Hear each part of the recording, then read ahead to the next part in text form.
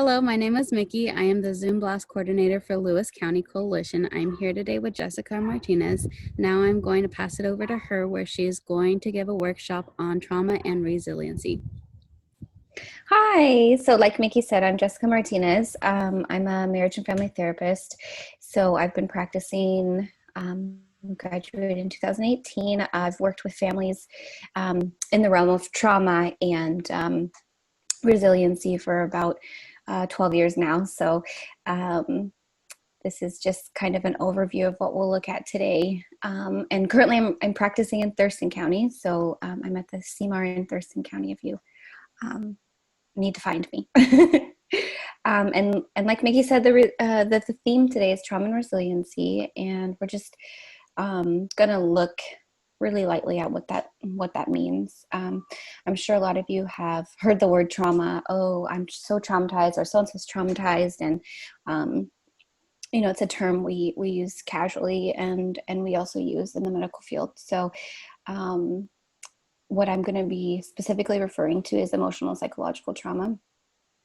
And there's lots of reasons why someone might be traumatized or have experienced trauma. This could be something like a sudden death or loss of someone close, the breakup of a significant relationship, maybe experiencing divorce. It could also be ongoing relentless stress, such as living in somewhere that's high crime, high violence, or possibly battling a life-threatening illness. Also ongoing could look like bullying. That's another form.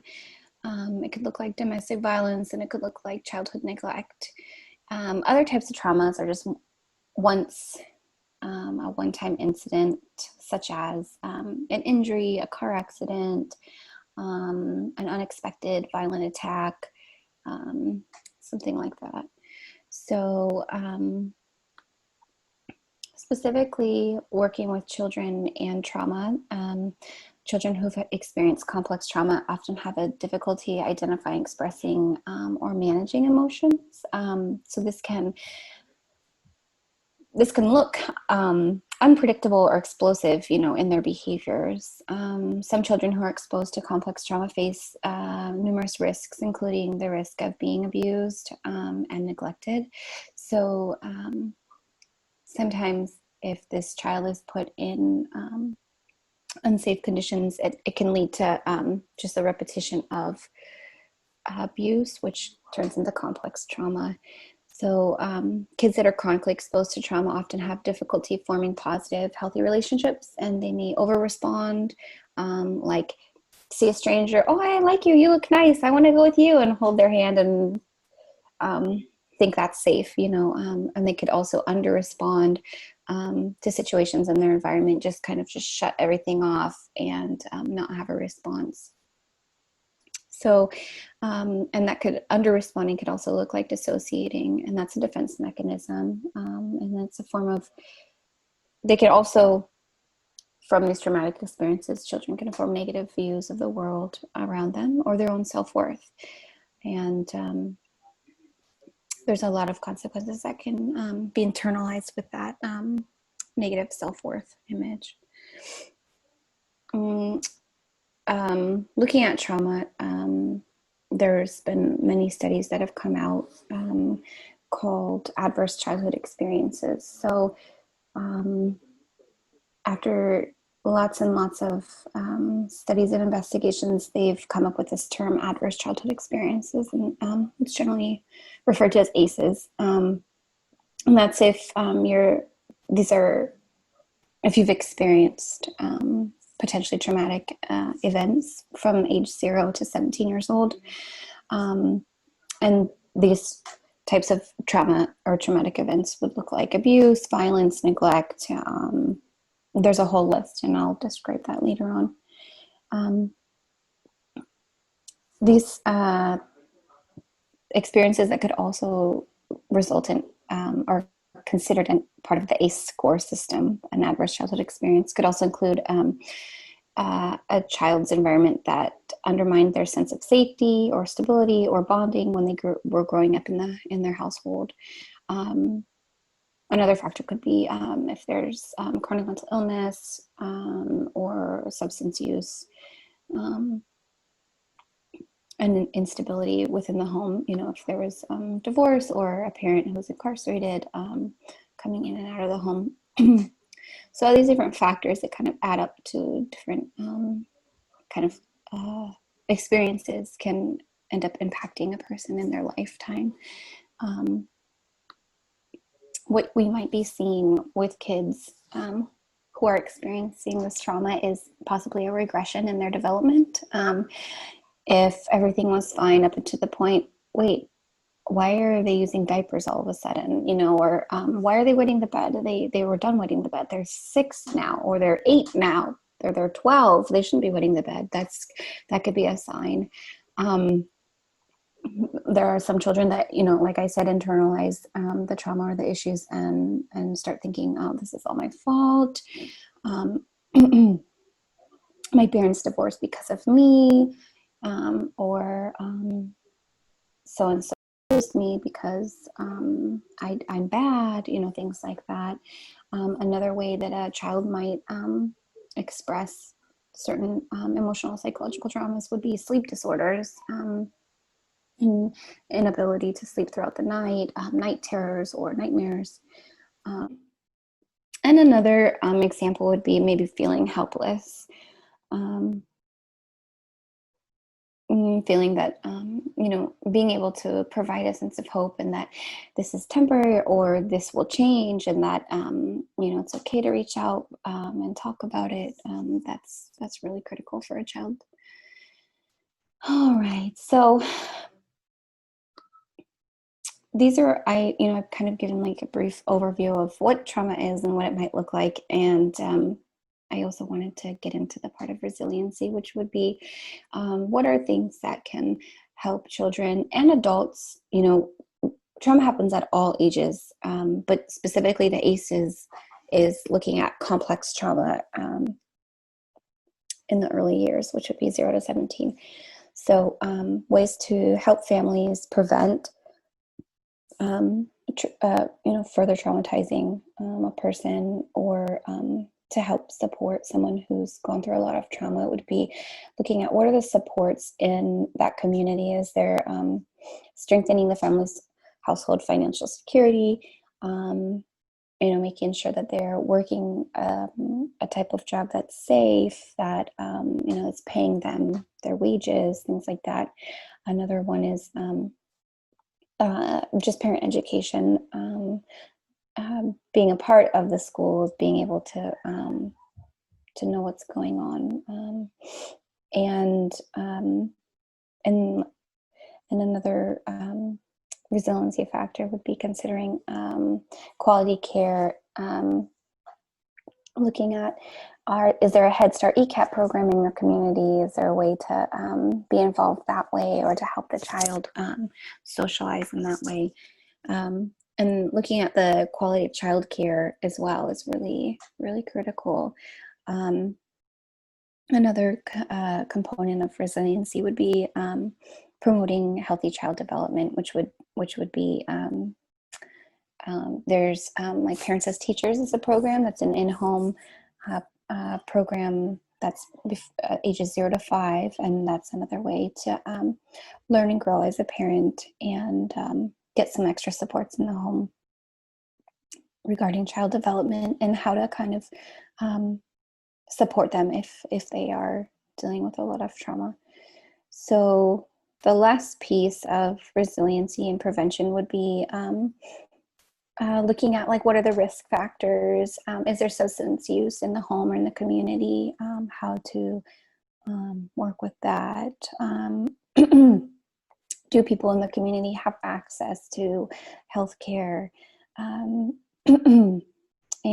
is there violence in the home, and how to intervene in that.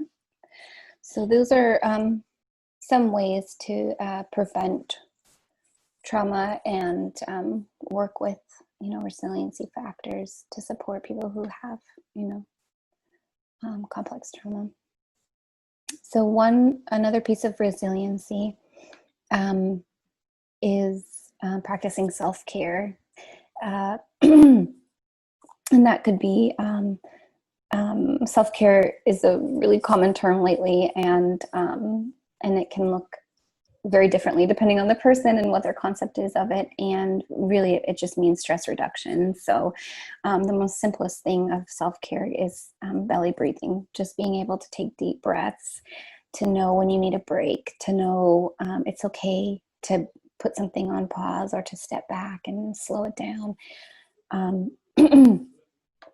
Other pieces of stress reduction is being mindful of even just screen time with the kids, having boundaries with screen time, being mindful of the time that us as parents are watching TV or consuming media. Right now, there's a lot going on in the world around us. And it's if we have that news broadcasting, just streaming on TV for multiple hours of the day, that can build anxiety within parents and children. Children can hear a lot of things that they don't, what does that mean? What is that? And then they can, if they're not asking, if it's not getting explained, that can also create a lot of fear and anxiety. Another way to reduce stress would be just going outside, being able to connect with nature, just even going on just a walk around the house. If you live in an apartment, making your way, just let's walk to the corner store, or let's just let's get to know where we live and take in what are the trees around us, what are the rocks around us, what can we smell, what can we hear, taking into account if there's any birds or squirrels. We live in a really beautiful place here in the Pacific Northwest, so taking moments to be able to go outside is a really great way to reduce some stress. So this is one very simple, quick exercise for deep breathing. And I'm going to invite you to sit back or lie down in a comfortable position. Gently close your eyes if you feel comfortable doing so. Let your hands just rest to the sides. And slowly inhale for 4 seconds. Breathing in through the nose. And hold for 4 seconds. And then breathe out slowly through your mouth for 6 seconds. If you are able to practice this once every day, you will see a difference. This is a great exercise for kids. They love it. And some of them, if they're already in school, if they're in early learning programs, they might already know this. Some call it balloon breathing or belly breathing. And you learn to just breathe in, fill your belly full of air, hold it, and then let it out. So these little simple things really do help us. It calms our mind. We have more access to the prefrontal cortex. And then that's what helps us with our decision making. So what else I wanted to say was during periods of anxiety, the body triggers a set of symptoms called the stress response. Breathing becomes shallow and rapid. Heart rate increases and muscles become tense. In opposition to the stress response is the relaxation response. So breathing becomes deeper, slower, and the symptoms of anxiety fade away. Deep breathing triggers this response. Okay, so other parts of resilience is also connecting socially. So finding that support maybe through an online group, or finding that support through a friend, a neighbor, family member, that can really help us. Another thing is journaling, maybe writing stuff out. If you don't have a way of connecting socially, journaling is another outlet. Another piece, like I had mentioned, was being really mindful of the screen time, which would just this other piece of resiliency would be disconnecting from devices, and that would be that chance that you'd get to connect with nature and go outside. And turning towards your emotions with non-judgment. So right now we're living in a time of great uncertainty. I don't think any of us have ever lived through a pandemic before. So this is big and new, and it can be scary, or it can be frustrating. It can be sad, or it can make you angry. There's lots of emotions, and everyone's dealing with it and processing it their own way. So holding space for that, knowing that, yeah, this is really hard, and that's what it is, and we're going to get through it, being able to identify emotions and pull them out, like, what am I feeling, and asking each other. A lot of kids, they miss their friends. They're just really, really sad because they don't get to see their friends and their buddies. So that's another piece. Just checking in and validating that this is a really hard time. Let's see here. So, and on that note, just talking about how things are really rough right now, and uncertain. I wanted to offer you the crisis line for crisis support, and that's 360-748-6696. There's also a texting option, which a lot of teens really enjoy. You can just text 741-741, and if you want to type something in there, you can type start, and you can have a conversation with an advocacy-based counselor, and it's all anonymous, so you can feel free to be really authentic with your feelings at that time. There's also the National Suicide Prevention and Support phone number, which is 800-273-8255. And in Lewis County, for mental health support, there is Value Health Center, and their phone number is 360-330-9595. And there's Cascade Mental Health, and their phone number is 360-330-9044. I also have a list of resources, I think, that will be available for the people via this link.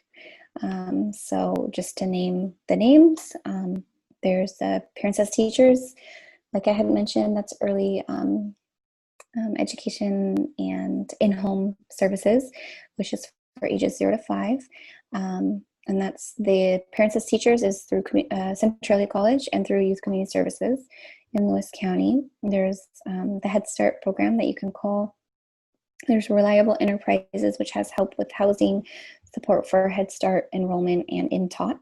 And then there's the Housing Resource Center of Lewis County. Okay, this was a really quick overview. Thank you for your time. Goodbye.